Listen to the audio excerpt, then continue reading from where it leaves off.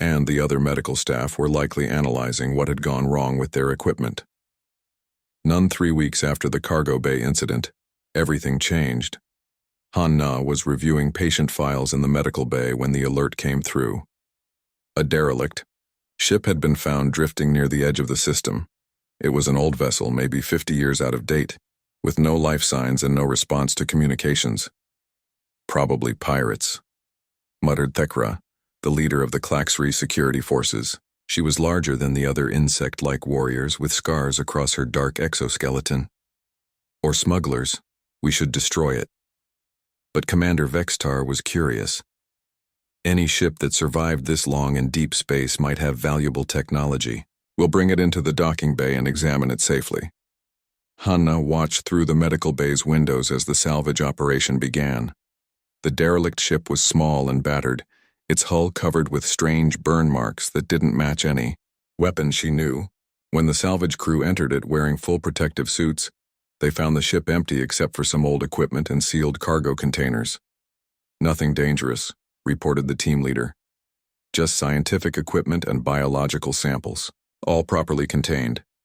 The samples were brought to the research labs for analysis. The equipment was sent to engineering for study. Everything seemed normal and routine.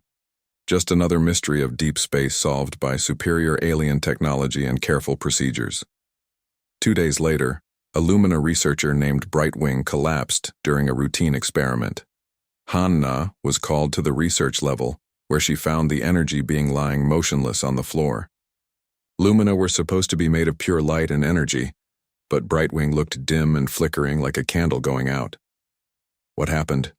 Hana asked the other researchers. Unknown, replied Zephal, a tree-like being whose bark was usually deep green but now looked sickly yellow. Brightwing was analyzing samples from the derelict ship, then suddenly collapsed. We cannot determine the cause. Quillix arrived with his medical team and immediately began scanning Brightwing with their most advanced equipment. The readings made no sense. The Lumina's energy patterns were breaking down at the cellular level, but there was no obvious cause. Perhaps exposure to unknown radiation, Quillix suggested, or contamination from the old ship systems. They moved Brightwing to the medical bay and tried every treatment they knew. Bioregeneration fields, quantum healing matrices, cellular reconstruction beams. Nothing worked. Brightwing continued to fade, becoming dimmer and dimmer until finally going dark completely. It was the first death on Nexus Prime in over 2 years. Tragic accident, Commander Vextar announced to the crew. But isolated incident. We will be more careful with unknown materials in future, but it wasn't isolated. The next day, 3 more researchers fell ill. All had worked with samples from the derelict ship. All showed the same symptoms. Cellular breakdown starting from the inside and working outward. By the end of the week, 12 beings were sick and 4 more had died. The medical bay became a place of fear instead of healing. Patients lay in containment fields, their bodies slowly failing despite every treatment Quillix and his team could provide. The tree-like beings lost their leaves. The crystalline races became cloudy and cracked.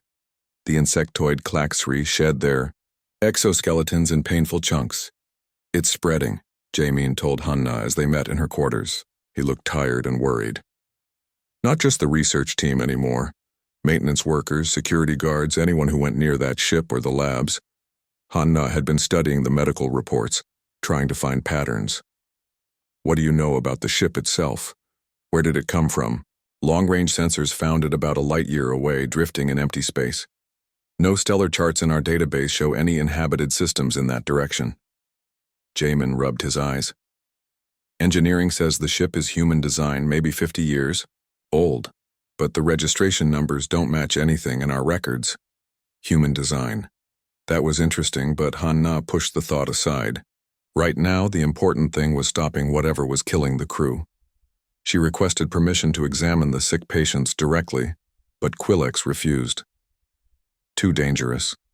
We do not know how the contagion spreads. You will remain in quarantine with the other humans until we understand the disease. But I might be able to help. Your primitive medicine is useless here, Quillix snapped. His metal face couldn't show expression, but his voice carried frustration and fear.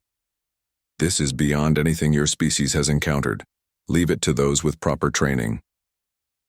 So Hanna waited, and watched, and studied the reports that came through the computer system.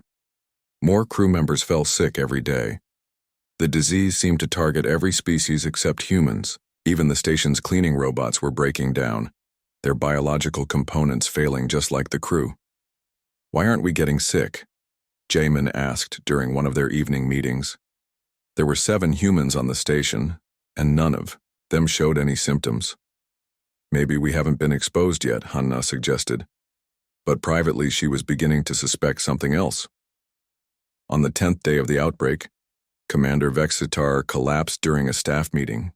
The sight of the powerful commander lying helpless on the conference room floor sent panic through the remaining crew. Vexitar was strong, tough, a veteran of a dozen battles. If the disease could bring him down, no one was safe. Emergency protocols were activated. All non-essential personnel were ordered to their quarters. The humans were moved to a sealed section of the station, officially for their protection, but really because the aliens were starting to wonder why they remained healthy. "They're starting to blame us," Jamin reported. "I heard some Klaxri talking. They think maybe humans brought the disease to the station." "That's ridiculous," Hanna said. "But was it? The ship was human design. Humans weren't getting sick, and the way the disease attacked alien biology seemed almost targeted." She pushed the dark thought away and focused on the medical data. There had to be a clue somewhere, some pattern that explained why some species were more vulnerable than others. Then she found it. The disease attacked genetic markers that were common to all known alien species, but absent in Earth-based life. It was like a key designed to unlock every alien genetic code while leaving human DNA completely untouched. "This can't be natural," she whispered, staring at the data. "This is too specific. Too perfect." She ran the analysis 3 more times, hoping she was wrong. But the results were always the same. The pathogen was artificial. Someone had created it deliberately. Someone had made a weapon designed to kill aliens while sparing humans. The implications made her feel sick. If the other species discovered this, if they realized what the genetic markers meant, every human in the galaxy would be seen as a potential enemy. The fragile peace between Earth and the Coalition would shatter. A soft chime announced an incoming message. It was from Quillex, and his usually steady voice carried desperation. "Dr. Kim, we need to talk. Come to Medical Bay 7 immediately. Come alone." Hanna found Quillex in the quarantine section, standing beside a bed where Commander Vexitar lay unconscious. The proud commander's scales were turning gray and falling off in patches. His breathing was shallow and labored. "I need your help," Quillex said without any of his usual arrogance. "Our medicine cannot stop this disease. Perhaps your different approach might see something we have missed. You said my medicine was primitive. I said many foolish things." Quillex looked down at Vexitar. "Pride is a luxury we cannot afford when people are dying. Will you help us?" Hanna moved to the commander's bedside and began her examination. She had treated many different species during her career, and while each was unique, the basics of medicine remained the same: circulation, respiration, neural activity, cellular function. What she found made her heart race. "How long since the first symptoms?" she asked. 12 days ago. The progression has been steady but slow." 12 days. In a natural pandemic, the disease would have spread much faster and killed more, randomly. But this was controlled, designed to spread slowly and target specific genetic markers. It was a weapon, but a careful one. "I think I can help," Hanna said finally. "But I need access to the research labs and the original samples from the derelict ship. Impossible. Too dangerous. More dangerous than letting everyone die." Hanna met Quillex's metallic gaze. "You came to me because alien medicine failed. Trust human medicine, or watch your crew die one by one." Quillex was silent for a long moment. Then he nodded. "Very well, but you work under my supervision. Any sign of infection in you, and the experiment ends." As they prepared to enter the contaminated research area, Hanna tried not to think about what she might find. The derelict ship, the human design, the targeted genetic markers, it all pointed to something terrible. But right now, her job wasn't to uncover conspiracies, it was to save lives. Even if those lives belonged to beings who had spent weeks mocking her and her species. Even if saving them meant potentially betraying her own people. The automatic doors opened with a soft hiss, and Hanna stepped into the contaminated lab. She was about to discover that sometimes being right was worse than being wrong. Hanna Kim stared out the shuttle window as the massive space station grew larger. Nexus Prime looked like a giant metal flower floating in the darkness, with dozens of arms reaching out toward the gas giant below. She had seen pictures, but nothing prepared her for how huge it really was. "First time seeing a coalition station?" asked the pilot, a blue-skinned alien with 4 arms. "Yes," Hanna replied, checking her medical bag for the 10th time. Everything was there, her tools, her medicines, her credentials from Seoul Military Medical Academy. She was ready for this assignment, even if her stomach felt like it was full of butterflies. The pilot laughed, a strange whistling sound. "Don't worry, human. The big scary aliens won't bite you. Much." Hanna forced a smile. She had heard the jokes before. Humans were new to the Galactic Coalition, and many aliens still thought of them as primitive creatures who had barely learned to fly between stars. It didn't matter that she had graduated top of her class, or that she had saved hundreds of lives in 3 different wars. To most aliens, she was just another monkey in a uniform. The docking bay was enormous. Ships from dozens of different worlds sat in neat rows, some looking like metal insects, others like floating crystals. Hanna's shuttle looked tiny and crude compared to them.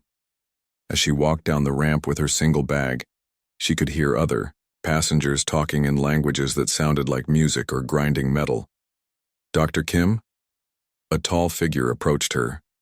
It was humanoid, but covered in what looked like living metal. Its face had no expression because it couldn't make one.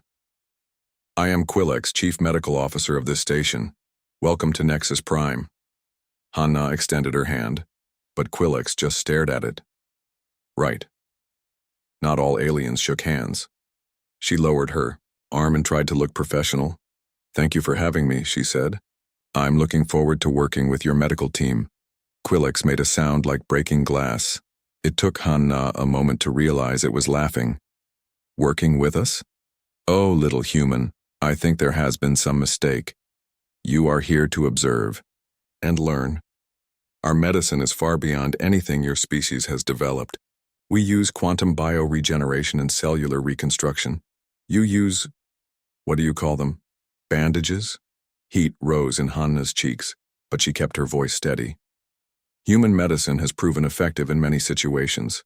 I have experience in combat medicine, emergency surgery, and yes, Quillex waved a metal hand. Cutting and stitching, I'm sure. Very primitive, but perhaps amusing to watch. Come, let me show you to your quarters." As they walked through the station's corridors, Hanna tried not to stare at the other beings they passed. There were creatures that looked like walking trees, others that seemed to be made of pure light, and some that hurt to look at directly. The hallways themselves were works of art, with flowing designs that seemed to pulse with their own life.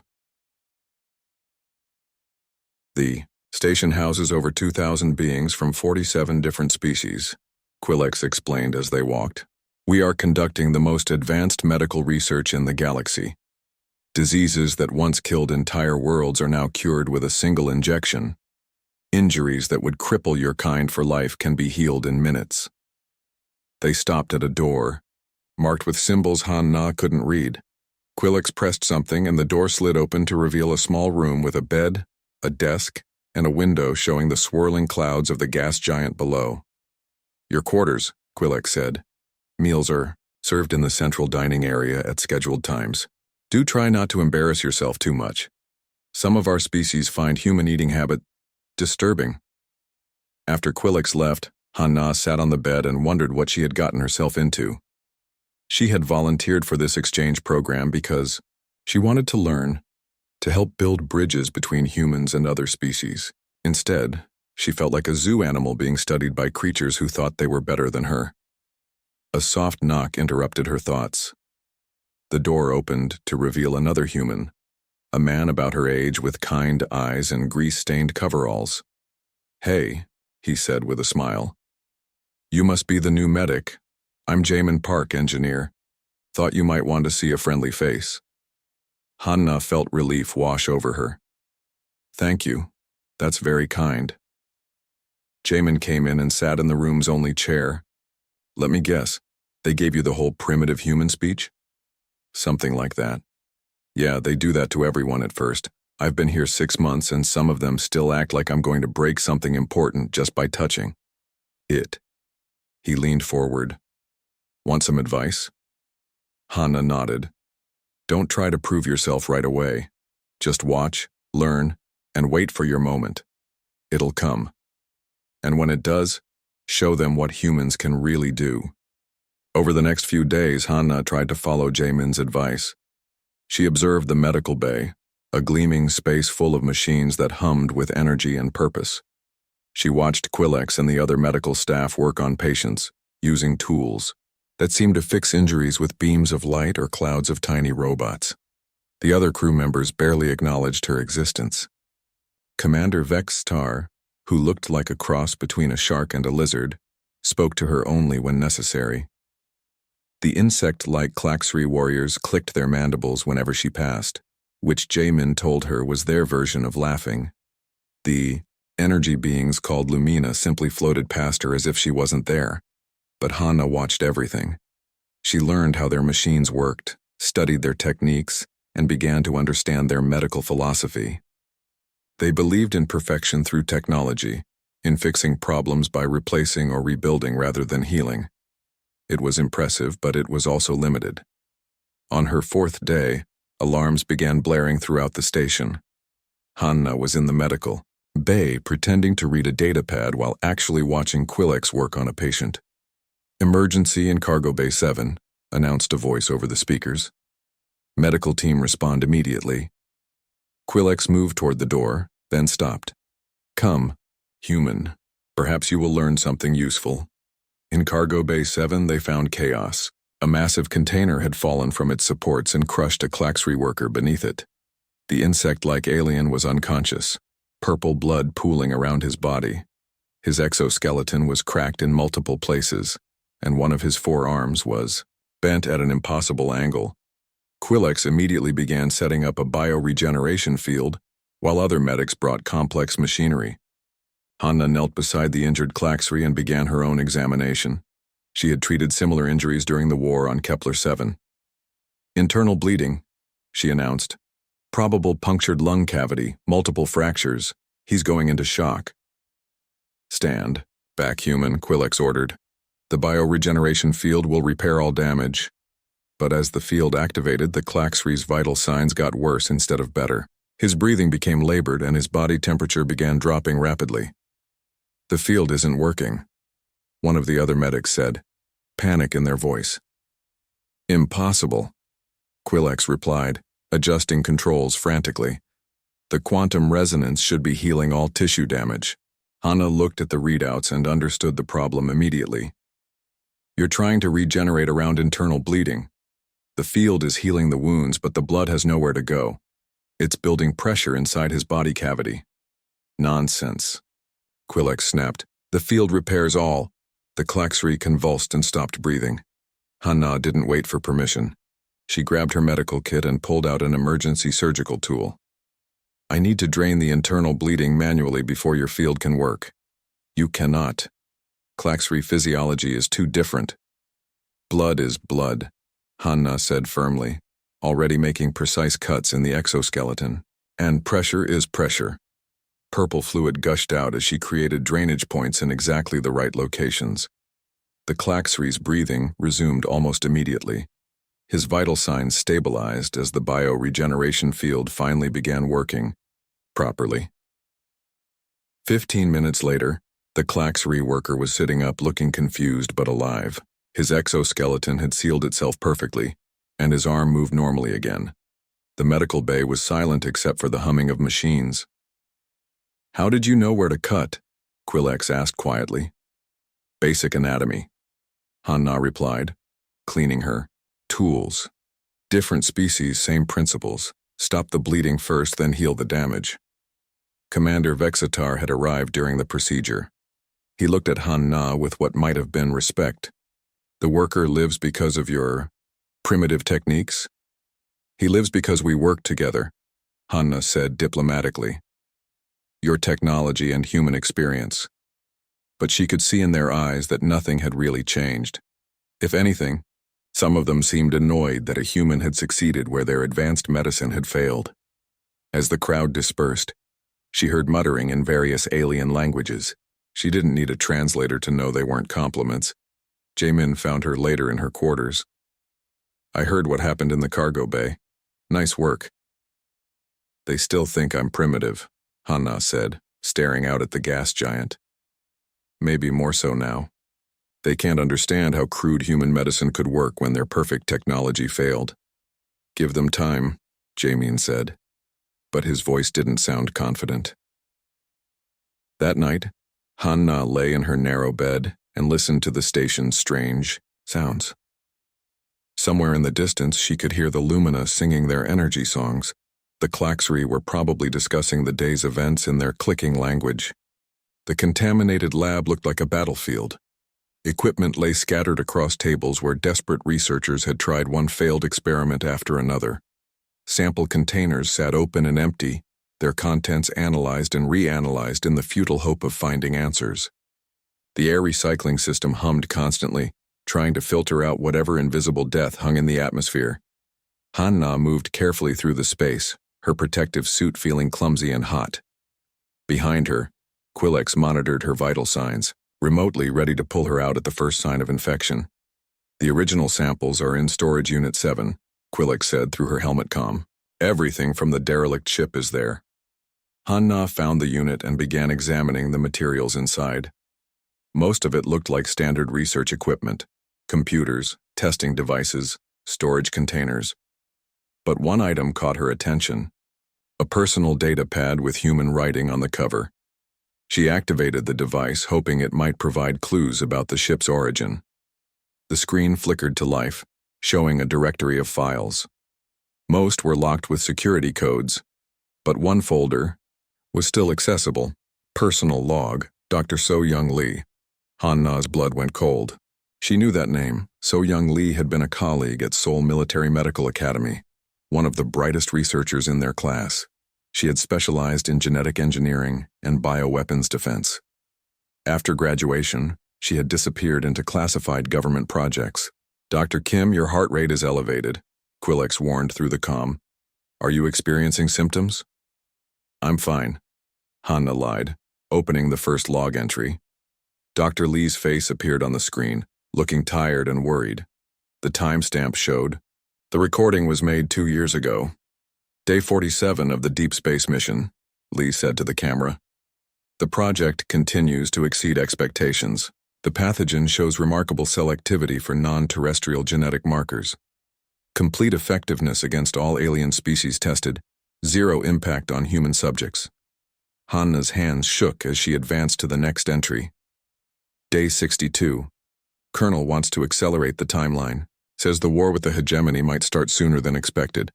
I've expressed concerns about containment protocols, but orders are orders. War with the hegemony? Han-Na had never heard of any planned conflict.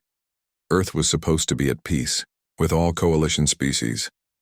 The next several entries detailed technical information about the pathogen's development.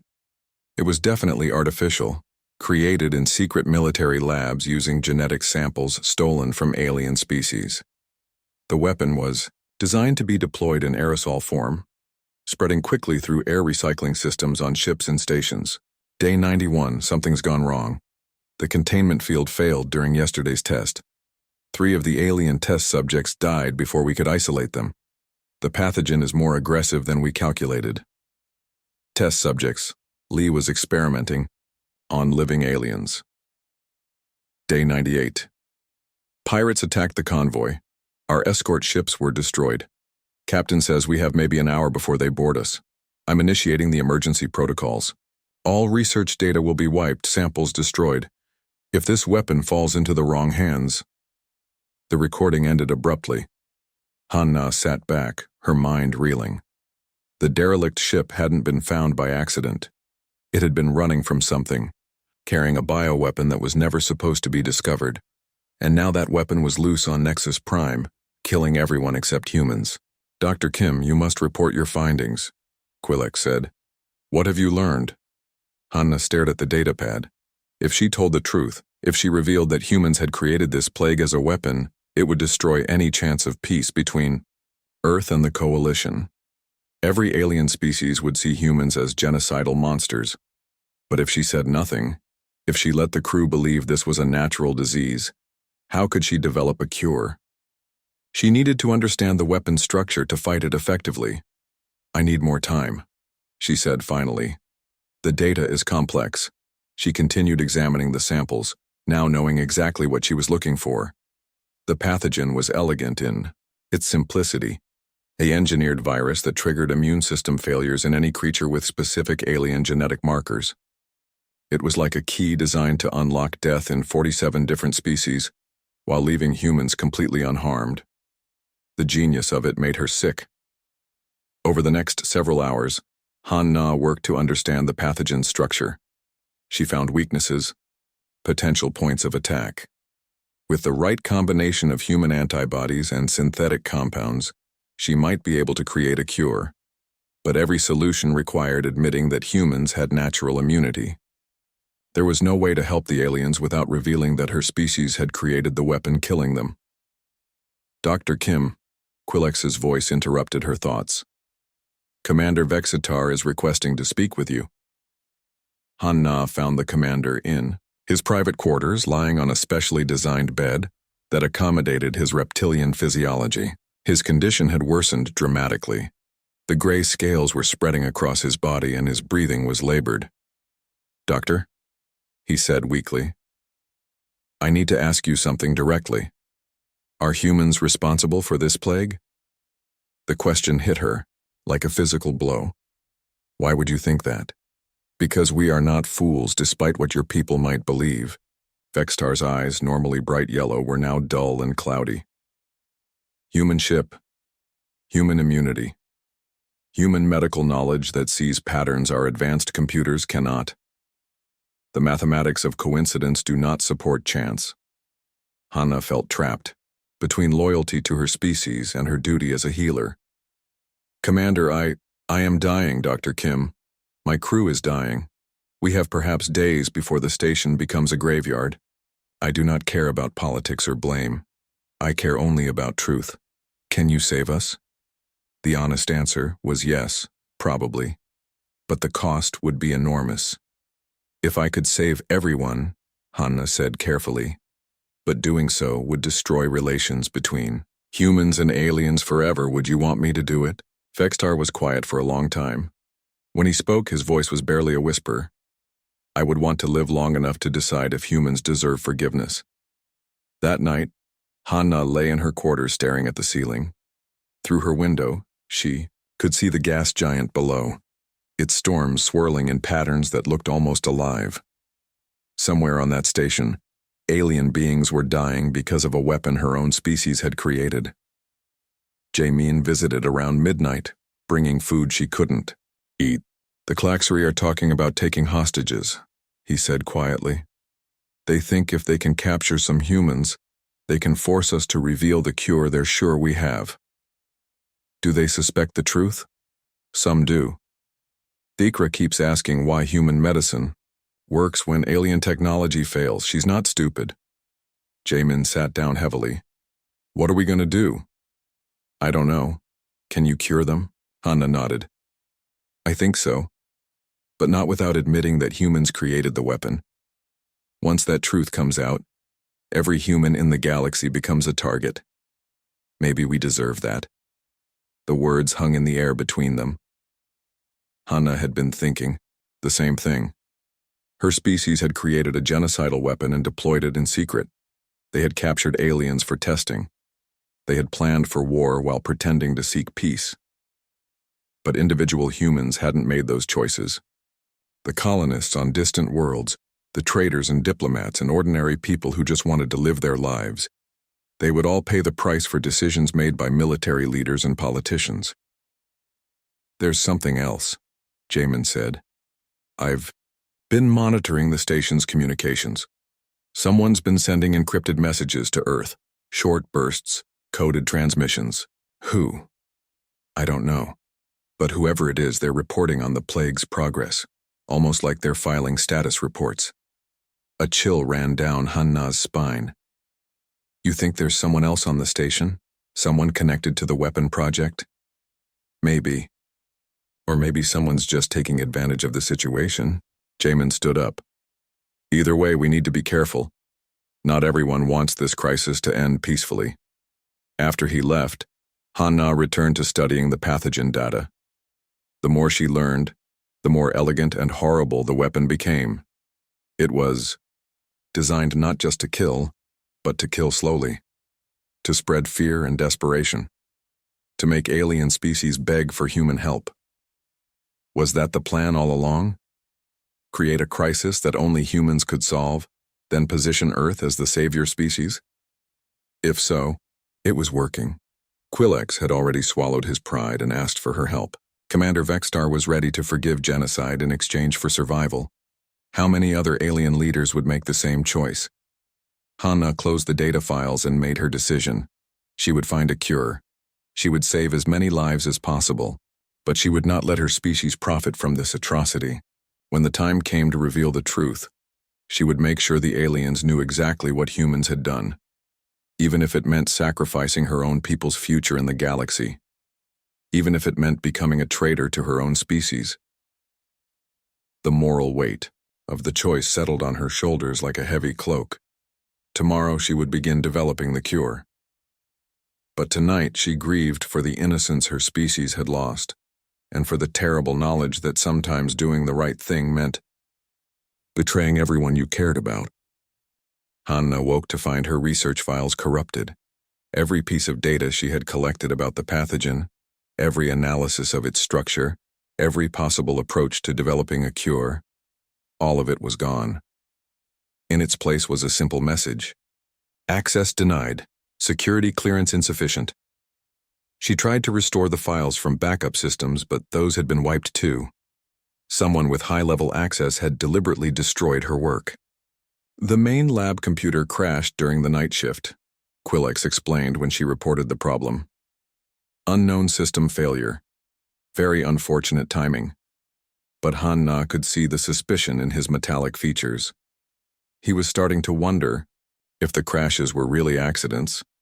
She spent the morning trying to recreate her research from memory, but without the detailed genetic maps and molecular structures, progress was slow. Meanwhile, more crew members fell ill. The medical bay was running out of beds. That afternoon, she discovered surveillance equipment hidden in her quarters. The device was small and well concealed, but Hanna had learned to be paranoid during her military service. Someone was watching her every move, listening to her conversations with Jamin. She left the device alone, but began planning her words more carefully. If someone was monitoring her, she needed to find out who and why. The answer came sooner than expected. "Dr. Kim, report to Conference Room Alpha," announced the station's communication system. Immediately. Hanna found Commander Vextar waiting for her, looking worse than ever. His scales were almost completely gray now, and he moved with obvious pain, but his eyes were still sharp with intelligence. "Sit down, Doctor. We need to discuss your progress. I'm working as fast as I can, but someone keeps destroying your research." "Yes, I know." Vextar activated a privacy field around the room, ensuring their conversation couldn't be overheard. "I also know about the surveillance devices in your quarters. You're having me watched?" "No, Doctor, I am not." Vextar leaned forward painfully. "But someone is. Someone with access to our security systems and knowledge of our computer networks." "Who?" "I was hoping you could tell me. Who else knows about your research? Who might want it to fail?" Han-Na thought carefully before answering. "Only Quillex and the medical team have official access, but anyone with proper clearance could monitor the systems." including other humans on the station. The implication hung in the air between them. Hanna felt cold, despite the room's warmth. You think, one of my people is sabotaging the cure. I think someone wants my crew to die. Whether they are human or alien matters less than stopping them. Vextar stood slowly, his movements showing the cost of even simple actions. I am transferring security authority for this investigation to you. Find the saboteur, Dr. Kim. Before, there is no one left to save. Han-Na spent the rest of the day reviewing security logs and access records. The data showed that someone had indeed been interfering with her research, but the electronic trail was expertly hidden. Whoever was doing this had professional training in counterintelligence. She was studying personnel files when Jae-min burst into her quarters. We have a problem, he said breathlessly. The Klaxri are planning something. I overheard Thekra talking to her warriors. They're going to take human hostages tomorrow. What? Why? They think we're hiding the cure. They want to force us to share it. Jae-min paced nervously. I tried to reason with them, but they're desperate. Half their people are sick, and they don't trust alien medicine anymore. Hanna felt the walls closing in around her. The Klaxri were warriors by nature, more likely to solve problems with force than negotiation. If they took hostages, the situation would spiral out of control quickly. How many humans do they plan to take? All of us, I think. They want to make sure we can't coordinate resistance. That night, Hanna barely slept. She kept thinking about the saboteur, the dying aliens, and the growing desperation throughout the station. Time was running out in every possible way. She was reviewing genetic data when her door chimed softly. A man entered, someone she had never seen before, dressed in the gray uniform of station maintenance staff. Dr. Kim, I'm Commander Dongwoo Choi, Terran Intelligence. We need to talk. Hanna's hand moved instinctively toward her emergency communicator, but Choi raised his hands peacefully. I'm not here to hurt you. I'm here to stop you from making a terrible mistake. What mistake? Curing the plague. Choi sat down without invitation, his movements showing military training. You've figured out what it is by now, haven't you? Where it came from? You're the saboteur. I'm the contingency plan.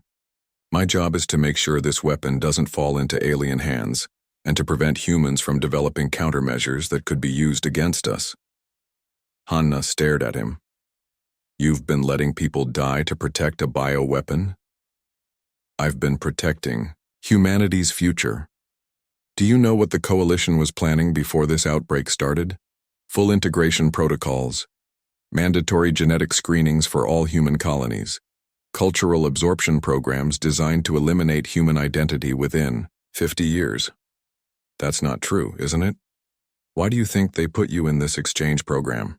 To learn from alien medicine or to study human biology for their own purposes? Choi leaned forward.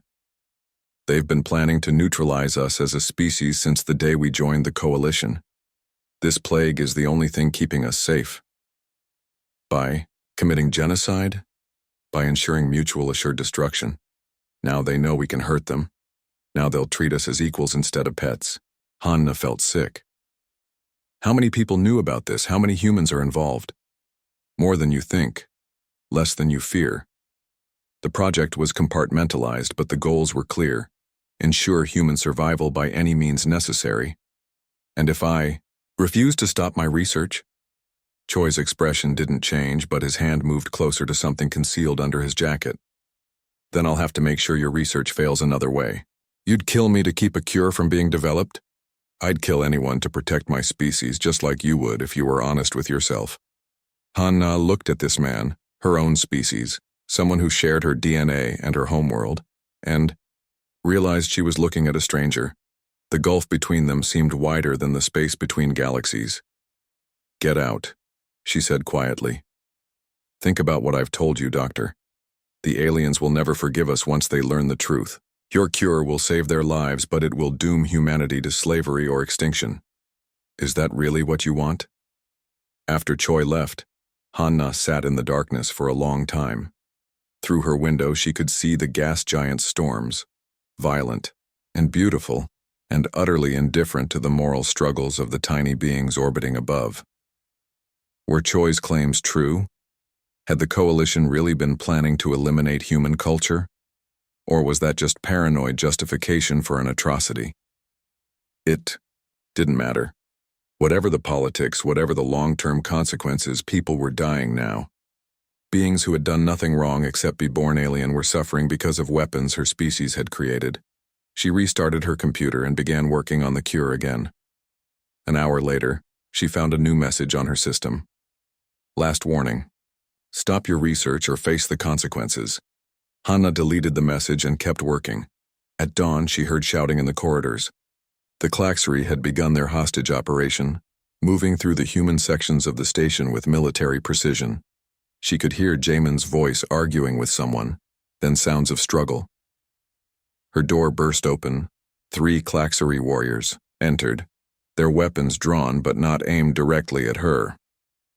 "You come with us now," ordered the leader, his mandibles clicking with agitation. "No resistance. You help us or your people suffer." Hanna saved her work and stood slowly. As they escorted her through the corridors, she could see the station was in chaos. Alien crew members huddled in their quarters while Klaxery patrols maintained order through fear. The few humans she saw looked terrified and confused. They brought her to a secure lab where Thekra waited. The Klaxery commander looked terrible. Her exoskeleton was cracking in places and purple fluid leaked from the gaps, but her eyes still burned with fierce determination. "Human doctor," Thekra said in heavily accented standard. "You will cure my people now, today, or your friends will learn what Klaxery interrogation techniques can accomplish. I'm trying to cure everyone, but I need time. No more time, no more lies." Thekra gestured, and 2 warriors brought Jamin into the room. His face was bruised and his hands were bound behind his back. "Tell her," Thekra ordered. "Tell her what you told us about the human ship." Jamin looked at Hanna with pain and apology in his eyes. "I'm sorry. They made me explain. About the derelict ship's origin. About the human technology inside it." Thekra's mandibles clicked angrily. "Human weapons kill my people. Human medicine pretends to help. But humans do not get sick. Very convenient, yes?" Hanna realized the situation had moved beyond scientific research or political maneuvering. Now it was about survival, hers, Jamin's, and everyone else caught in the middle of this nightmare. "Give me 24 hours, she said. "I'll have your cure." 12 hours. "After that, we start killing humans until you cooperate." As they locked her in the lab with armed guards at the door, Hanna knew she was out of time for moral dilemmas and careful choices. Hanna had 8 hours left when she made the decision that would change everything. The cure was within reach. She could see the solution clearly now. But developing it through normal methods would take days she didn't have. The Klaxery were serious about their 12-hour deadline, and Jamin's life hung in the balance. There was another way. Dangerous, probably insane, but faster. She could test the cure on herself. If she deliberately infected herself with a modified version of the pathogen, she could observe its effects in real time and develop countermeasures as the disease progressed. Her human immunity would give her some protection, but she would need to suppress that immunity to let the virus work. It was the kind of experiment that medical ethics boards would never approve. But ethics were a luxury she couldn't afford when people were dying. Hanna pulled up her personal medical files and began calculating drug dosages. She would need immunosuppressants to weaken her natural defenses, stimulants to keep her conscious during the infection, and neural enhancers to maintain clear thinking as the pathogen attacked her system. The combination of drugs was dangerous enough by itself. Adding an engineered bioweapon to the mix made it potentially suicidal. She prepared the first injection. The immunosuppressants hit her system like a sledgehammer. Within minutes, she felt weak and disoriented as her body's natural defenses shut down. Then came the stimulants, flooding her with artificial energy that made her hands shake and her heart race. The neural enhancers were the worst. They sharpened her thinking to an almost painful degree, making every sensation intense and overwhelming. Colors became too bright, sounds too loud, thoughts too fast and urgent. Finally, She injected herself with a weakened sample of the pathogen. At first, nothing happened. Then the burning started. It felt like acid spreading through her bloodstream, attacking her cells from the inside. The disease began breaking down her genetic markers just as it had with the aliens, but her modified immune system fought back, in ways that created new problems.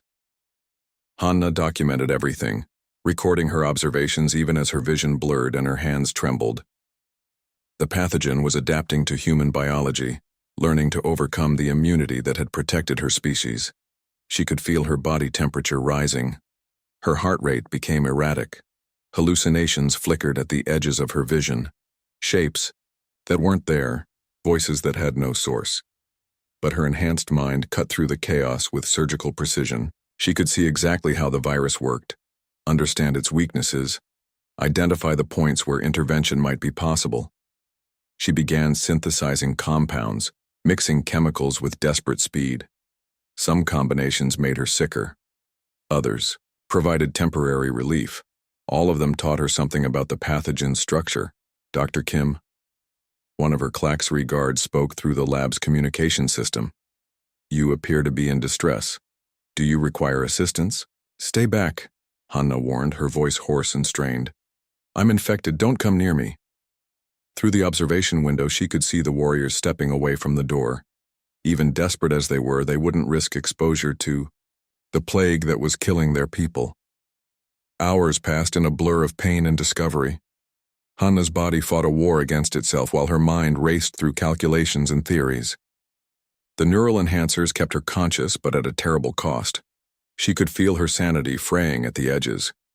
She was injecting herself with the 7th experimental compound when the lab door burst open. Commander Choi stood in the doorway, wearing full protective gear and carrying a military-grade weapon. What have you done? He demanded, staring at her through his helmet's faceplate. Hanna looked up from her work. She knew she must look terrible. Pale skin, bloodshot eyes, hands shaking from the cocktail of drugs in her system, but her voice was steady. I'm saving lives. Something you wouldn't understand. You're killing yourself for aliens who would exterminate us without hesitation. Maybe, but I'm also learning things you never wanted me to know. Choi raised his weapon. Step away from the equipment. You're coming with me. I don't think so. Hanna activated the lab's emergency containment system. Force fields snapped into place around the room, trapping both of them inside. The air recycling shut down, sealing them in with whatever pathogens might be airborne. You're insane, Choi said. We'll both die in here. You will. I'm already infected, and I'm developing immunity. But you. Hanna smiled, and the expression was not entirely sane. You're going to learn what it feels like to be on the receiving end of human bioweapons. For the first time since entering the lab, Choi looked afraid. Release the containment field, that's an order. From who? Earth Command? The same people who created this genocide weapon? Hanna continued working on her compounds, her movements precise despite the drugs in her system. I don't take orders from war criminals. Choi tried to override the containment system, but Hanna had locked it with her medical authorization codes. They were trapped together until she chose to release them. You don't understand the bigger picture, Choi said desperately. This isn't about hatred or conquest. It's about survival. Humans are outnumbered 1,000,000 to 1 in this galaxy. Without weapons like this, we'll be absorbed, eliminated, forgotten. So you decided to become the monsters they already thought we were? I decided to make sure we would be feared instead of pitied. Hanna looked at him through the haze of pain and chemicals. This man represented everything wrong with her species: the paranoia, the violence, the willingness to commit atrocities in the name of survival. She made her choice. Computer, begin recording. Personal log, Dr. Hanna Kim, final entry. What are you doing? I'm going to tell the galaxy exactly what humans did. Every detail of Operation Clean Slate, every name involved, every decision that led to this moment. When I'm finished, there won't be any doubt about human responsibility for this plague. Choi lunged forward, trying to stop her, but Hanna was ready. The combat stimulants in her system gave her speed and strength beyond normal human limits. She caught his wrist and twisted, hearing bones break. "Sit down," she ordered, her voice carrying a coldness that made him obey.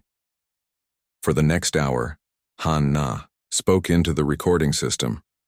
She detailed everything she had learned about the bioweapon project, named the officials involved, explained the strategic thinking behind humanity's genocidal plans. She held nothing back.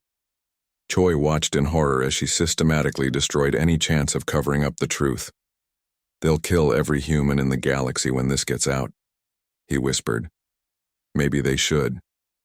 When the recording was finished, Han-Na uploaded it to the station's main computer system with instructions to broadcast it throughout Coalition space. Then she returned to her work on the cure.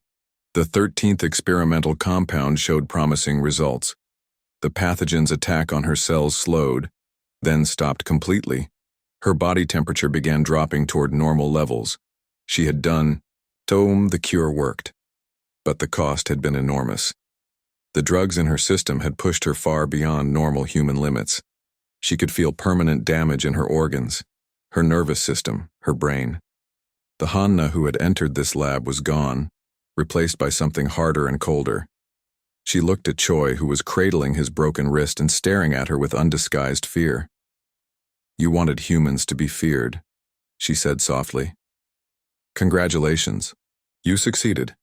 She released the containment field and walked out of the lab, leaving Choi behind. In the corridor, she could hear the station's communication system broadcasting her recorded confession to the galaxy. The Klaxri guards stared at her as she approached. They had heard the broadcast. They knew the truth now. "The cure is ready," she announced. "But first, we need to discuss terms." Thekra emerged from a nearby room, her mandibles clicking with rage and confusion. You made this weapon? Your people killed mine?" "Yes. And now I'm offering to save what's left of your people. But there will be conditions." "What conditions?" Han-Na's smile was sharp and cold. "We're going to have a very long conversation about justice, and about what happens to species that try to commit genocide." As she walked toward the medical bay to begin treating patients, Han-Na could feel the weight of what she had become. The gentle doctor was gone, replaced by something that understood violence and power in ways that terrified her. She had saved lives, but she had also damned her own species. The galaxy would never trust humans again, and perhaps that was exactly what they deserved. Behind her, alien crew members whispered among themselves in languages she was beginning to understand all too well. They were afraid of her now, and that fear might be the only thing keeping her people alive. The nightmare had been unleashed, but it wasn't the pathogen that would haunt the galaxy's dreams. It was the human who had chosen to become a monster in order to save the very beings her people had tried to destroy. The cure worked. Within hours of receiving Han-Na's treatment, the dying crew members began to recover. Scales regrew, exoskeletons hardened, energy patterns stabilized. The medical bay that had been a place of death became a center of miraculous healing. But the miracle came with a price that everyone could feel. Han-Na moved through the recovering patients like a ghost. The drugs she had used during her self-experimentation had changed her in ways that went beyond the physical. Her movements were too precise, her voice too controlled, her eyes too cold. The gentle doctor who had arrived on Nexus Prime 3 months ago was gone, replaced by something that made even the grateful patients nervous. "The treatment requires 3 injections over 48 hours, she explained to Quillex, her tone clinical and detached. "Side effects are minimal. Recovery rate is 97%. And the other 3%? Die from complications, acceptable losses." The casual way she dismissed those deaths sent a chill through the room. The old Han-Na would have agonized over every patient she couldn't save. This new version simply calculated probabilities and moved on. Commander Vextar was among the first to recover fully. His scales had returned to their normal deep green, and his strength was almost back to normal. But when he looked at Han-Na, there was something in his eyes that hadn't been there before. Fear. "Doctor," he said carefully, "we need to discuss what happens next." "What happens next is that I finish treating your crew. Then I leave this station and return to Earth. It's not that simple. Your recording has been broadcast throughout Coalition. Space. Every government knows what humans did. There are already calls for military action against Earth. Hanna didn't look up from her medical charts. Expected outcome. Acceptable result. Acceptable? You've condemned your entire species. My species condemned itself when it chose to commit genocide. Hanna finally met his gaze, and Vextar had to resist the urge to step backward. I simply made sure everyone knew the truth. Over the next 2 days, as more patients recovered, the full scope of the crisis became clear. The coalition was in chaos. Some species wanted immediate war with humanity. Others called for economic sanctions. A few urged diplomatic solutions, but they were outnumbered by those demanding retribution. Earth's government was frantically trying to control the damage. They claimed the bioweapon project was unauthorized, the work of rogue elements. But Han-Na's recording had named names and provided proof. There was no denying official involvement. Jaemin visited her in the medical bay during a quiet moment. His injuries from the Clax reinterrogation were healing, but he still moved carefully. The human colonies are panicking, he reported. Ships are being attacked. Trade routes are being cut off. Some worlds are talking about declaring independence from Earth just to avoid the backlash. Predictable consequences of genocidal policy, Hanna replied without emotion. These are our people, Hanna. Innocent civilians who had nothing to do with the bioweapon project.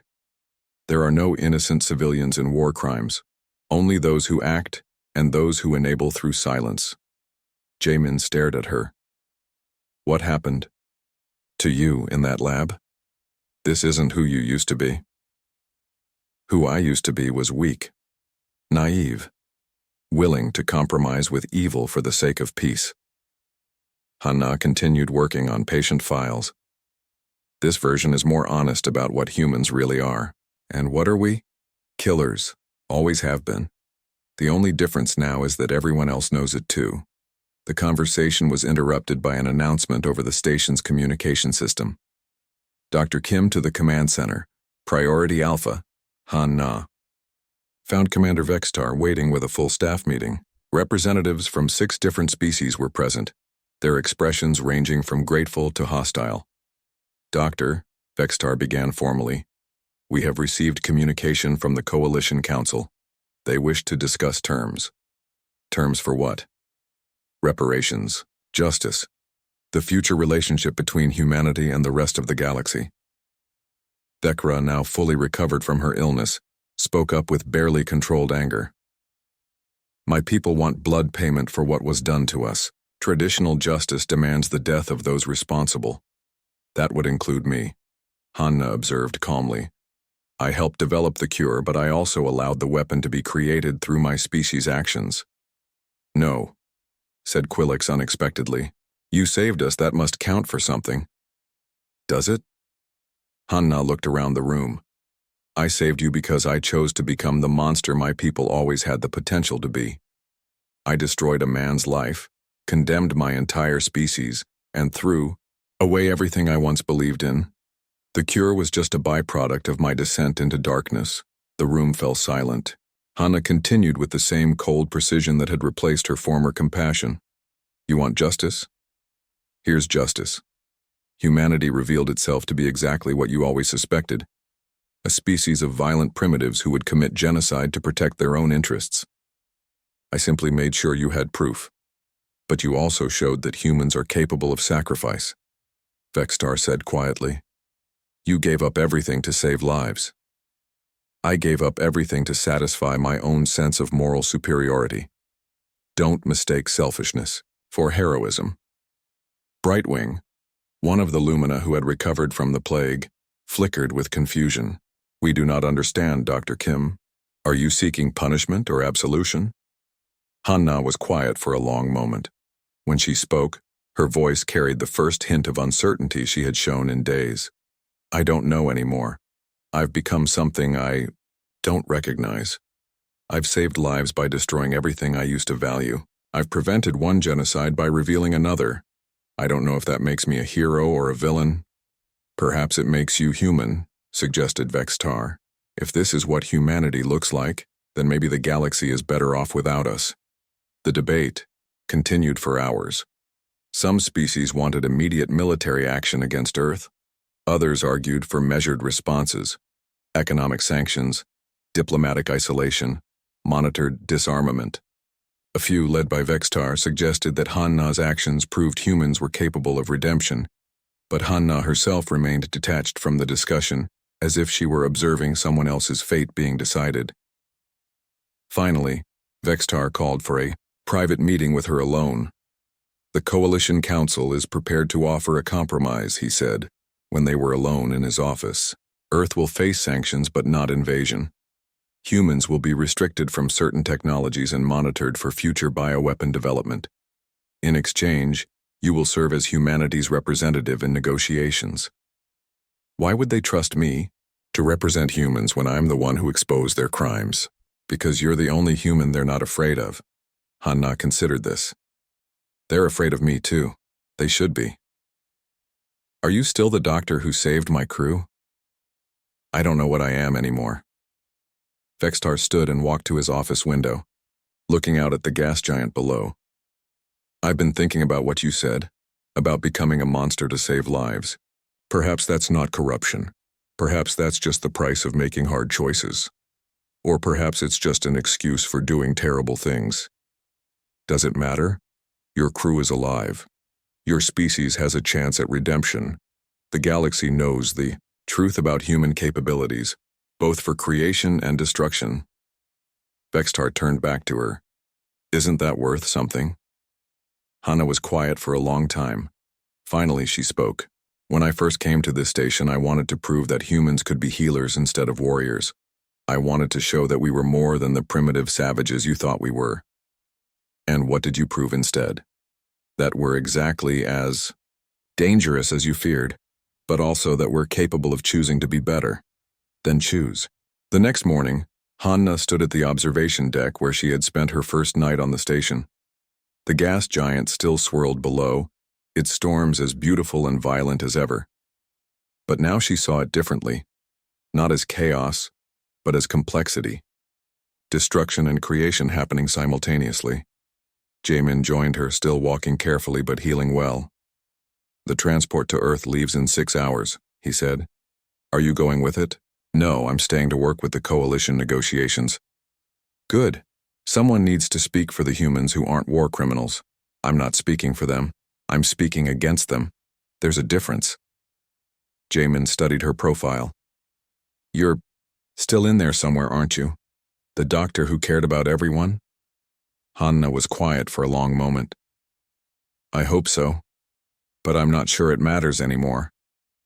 It matters to the people you saved, and to the people I condemned. Maybe to them, too. Maybe they needed to know the truth more than they needed to feel safe. As the transport prepared to depart with the few humans who chose to return to Earth, Hanna made her final decision. She would stay on Nexus Prime, working with the coalition to rebuild the trust her species had destroyed. She would serve as a bridge between two civilizations that had every reason to hate each other. It wouldn't be redemption. The cost of the bioweapon project was too high for that. But it might be a beginning. The old Han-Na had wanted to prove humans were better than their reputation. The new Han-Na would spend the rest of her life proving they could choose to become worthy of forgiveness. Whether that choice would be enough remained to be seen. But for the first time since entering that contaminated lab, she felt something that might have been hope.